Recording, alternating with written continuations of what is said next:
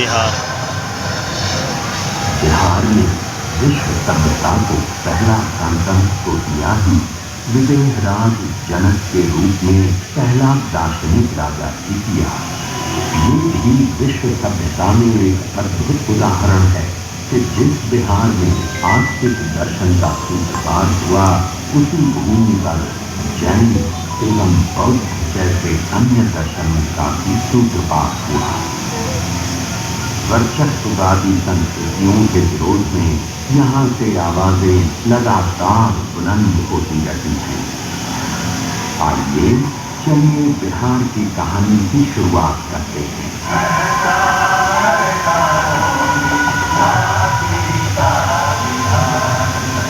शताब्दियों पूर्व बिहार के ऋषि विश्वामित्र ने भारतीय सभ्यता और संस्कृति को तत्कालीन संकीर्ण और दूर मानसिकता से ऊपर उठाकर एक नई चेतना दी।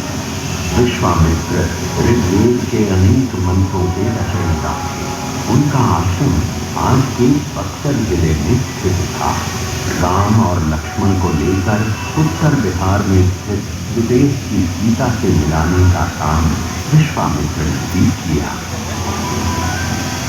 लोग जब अपने जीवन के सच, औचित्य, संवेदना और विडंबनाओं का प्रतिबिंब किसी व्यक्तित्व में पाने लगते हैं, तो उससे हद तोड़कर जुड़ने लगते हैं। सीता एक ऐसा ही व्यक्तित्व लेकर पैदा हुई। सीता ने अपने व्यक्तित्व से संपूर्ण नारी जगत को वो विश्वास दिया जहां उसे कभी अग्नि परीक्षा नहीं देनी हो। बिहार की कहानी को थोड़ा आगे बढ़ाते हुए महाभारत काल में आते हैं। इस काल के दो महान योद्धाओं को याद कर लेना जरूरी है। पहले मगध से जरासंध और दूसरे अंगराज कर्ण, जो कि वर्तमान भागलपुर जनपद के राजा थे। भागलपुर में कर्ण का किला पुरातात्विक धरोहर के रूप में आज भी मौजूद है। क्योंकि कर्ण किसी राजधानी के बारे नहीं थे, इस कारण उन्हें पद पद पर अपमान का भूत पीना पड़ा था। वो एक महान धनुर्धर होने के साथ साथ महान दानवर्ती भी थे और इस व्रत की रक्षा में भी उन्हें जान गंवानी पड़ी।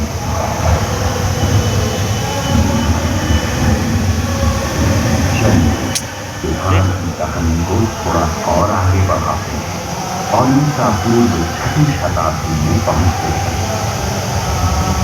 विश्व के इतिहास में ये वो दौर था जब पुरानी मान्यताओं को चुनौती दी जा रही थी। चीन में कंफ्यूशियस, यूनान में सुकरात और भारत में बिहार की भूमि से महावीर और बुद्ध के दर्शन का नवोन्मेष हो रहा है।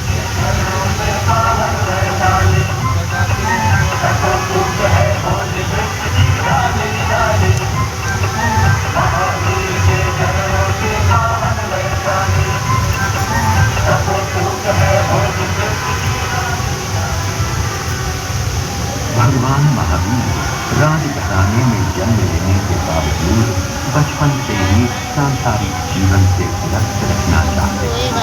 30 साल की उम्र में वे घर छोड़ जंगलों में विचरने लगे और 12 वर्ष की कठिन तपस्या के बाद उन्हें आत्मज्ञान प्राप्त हुआ। इसके बाद उन्होंने पैदल घूम घूम कर लोगों को अहिंसा का पाठ पढ़ाया और जीने का तरीका बताया। उनका एक प्रमुख दर्शन था अनेकांतवाद। इस दर्शन के अनुसार सच को देखने का सबका अलग अलग नजरिया होता है और जब तक हम सत्य को हर एक नजरिए से परख नहीं लेते, तब तक संपूर्ण सत्य को नहीं समझ सकते।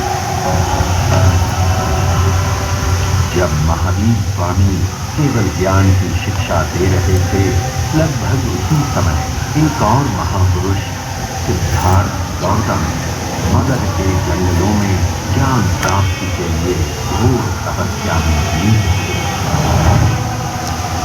इतिहास इस बात पर मौन है, पर हो सकता है महावीर और सिद्धार्थ गौतम मगध के जंगलों में एक दूसरे से मिले होंगे।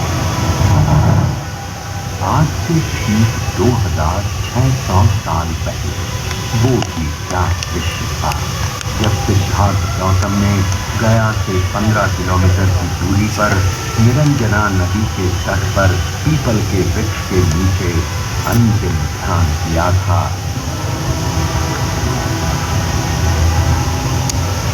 और माया के सम्राट मार ने अपने सारे दंगों को उन पर छोड़ा था और धरती उस संघर्ष की साक्षी बनी। संपूर्ण बौद्ध जगत में बोध गया कि इस जगह को जीव ही ब्रह्मांड का केंद्र नहीं माना गया। बुद्ध ने बताया कि दो अतिवाद हैं, एक तरफ जीने का भोग और दूसरी तरफ आत्मदान। एक है खाओ पियो और मौज करो क्योंकि कल मृत्यु है। दूसरा कहता है सारी इच्छाओं को मार डालो क्योंकि इसी के कारण पुनर्जन्म लेना पड़ेगा। उन्होंने इन दोनों रास्तों को छोड़ने को कहा। वे मध्यम मार्ग के विश्वासी थे, जो न प्रवृत्तिवाद है न निवृत्तिवाद। अब हम बात करते हैं मगध के राजा बिंबिसार। ईसा पूर्व 6वीं शताब्दी में देश छोटे छोटे जनपद में बटा हुआ था, पर बिंबिसार के नेतृत्व में पहली बार मगध एक साम्राज्य के रूप में विकसित हुआ। जैन और बौद्ध दोनों राजा बिंबिसार को अपने करीब मानते हैं। इन्हीं दिनों गंगा के उस पार वैशाली में विच्छिन्नों का गणराज्य स्थापित था। वहां की आम्रपाली अपनी सुंदरता, नृत्य कला, गायन वादन के लिए विश्व प्रसिद्ध थी। भरपूर वैभव के बावजूद उसने बुद्ध की शिष्या बनना स्वीकार किया और अपनी संपत्ति संघ को दान में दी।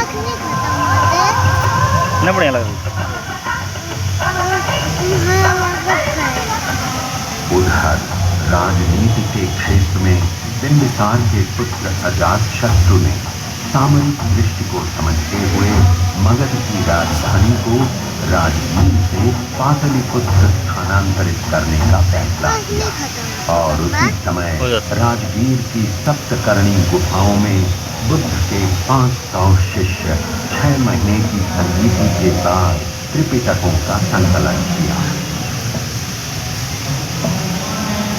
बिहार की कहानी को और आगे बढ़ाते हैं और ईसा पूर्व 3वीं सदी के पाटलिपुत्र में पहुंचते हैं। अरे ये क्या, यूनान का राजदूत मेगास्थ ने यहाँ प्रवासी जीवन बिता रहा है। गंगा तट का ये शहर करीब 9 मील लंबा है और 1.5 मील चौड़ा है, जो कि तत्कालीन रोम से कम 2 गुना बड़ा है। शहर चारों ओर लकड़ी की दीवारों से घिरा है। लगभग 570 बुर्ज हैं और आने जाने के लिए 64 दरवाजे बने हुए हैं। शहर के चारों ओर सुरक्षात्मक खाई है। लोगों की जो शान और शौकत है वो संसार में कहीं भी नहीं है। शासन की बागडोर चक्रवर्ती राजा चंद्रगुप्त मौर्य के हाथ में है और उनका मार्गदर्शन कर रहे हैं राजनीति और अर्थशास्त्र के आचार्य महापंडित चाणक्य।